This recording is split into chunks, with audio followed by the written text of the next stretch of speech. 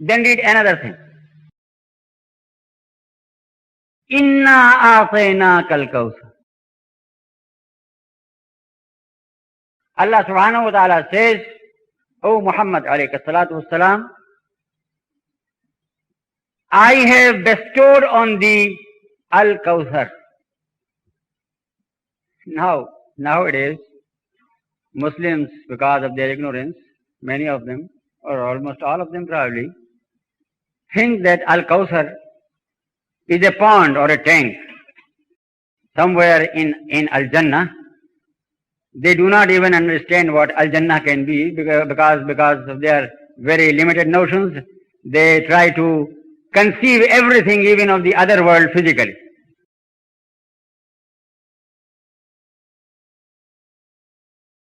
Ask the commentators of the Quran as to what Al-Kawthar means. Ask the experts in the Arabic lexicon what Al-Kawthar means. Al-Kawthar means khairun kathir,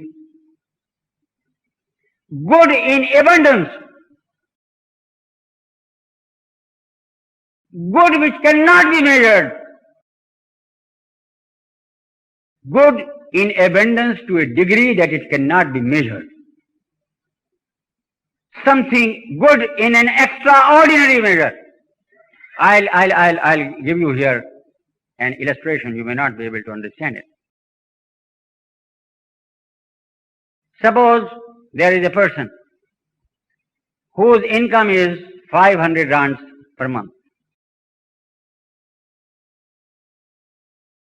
He has got a family of 10 persons to feed.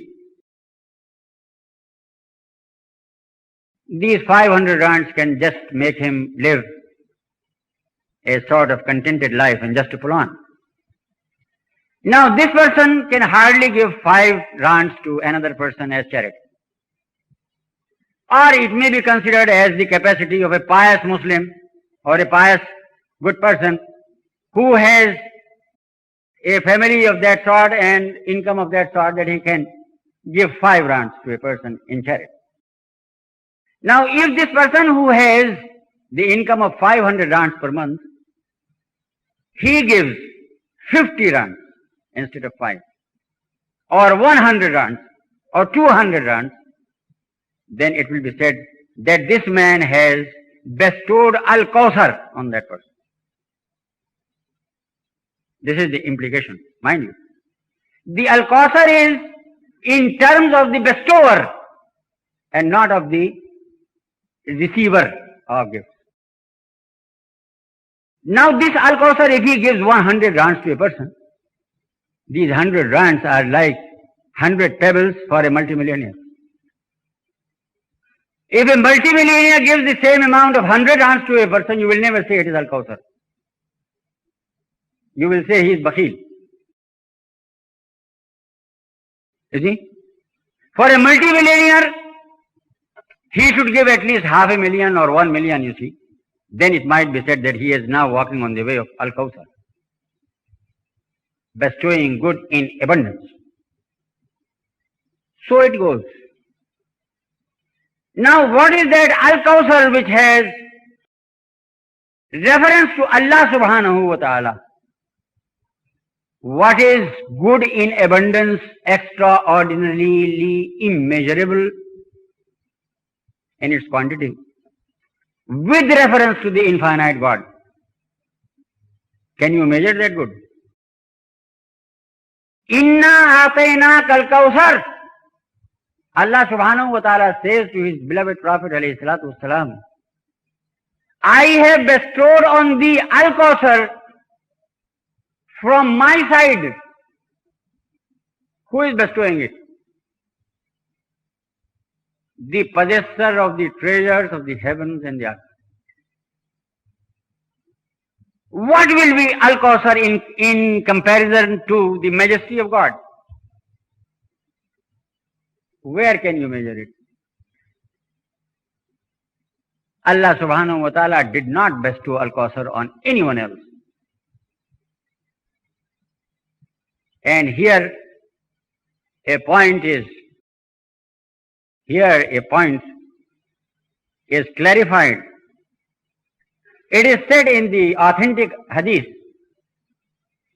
that the Holy Prophet ﷺ will intercede for the sinners on the Day of Judgment under the permission of God.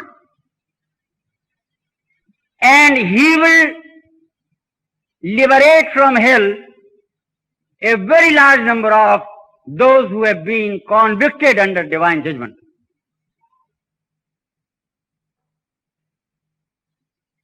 People do not try to understand its implication. It is not that the law of God will be broken there. No. It is not that God will sentence those people to go to hell and the Prophet Muhammad ﷺ just for a word will take them out of it. This is against the majesty of God. The Prophet ﷺ has been given good or virtue in such tremendous abundance that he will spend out of it and give it to those sinners in order that they may make their balance equal. You see, they may come to the credit side and get out of it. If a person is sent to jail because he owed 500 rands to someone and he can't pay it, so the government sends him to jail. If you can't pay it, then stay in prison and bear the punishment. His friend comes to know about it. He goes to the government and says, what? 500 rands. You have sent my friend to jail. Here are the 500 rands. What can the government say? What can the government say? I say it is a simple thing. The Holy Prophet ﷺ will intercede for the sinners, not by way of joke, not on the basis of any formality, not by breaking the law of God. He is the possessor of Al-Kawthar. Because he is the possessor of Al-Kawthar, he has good in his possession, in his store, bestowed on him by God, which is his property. He will go and distribute charity out of it in hell.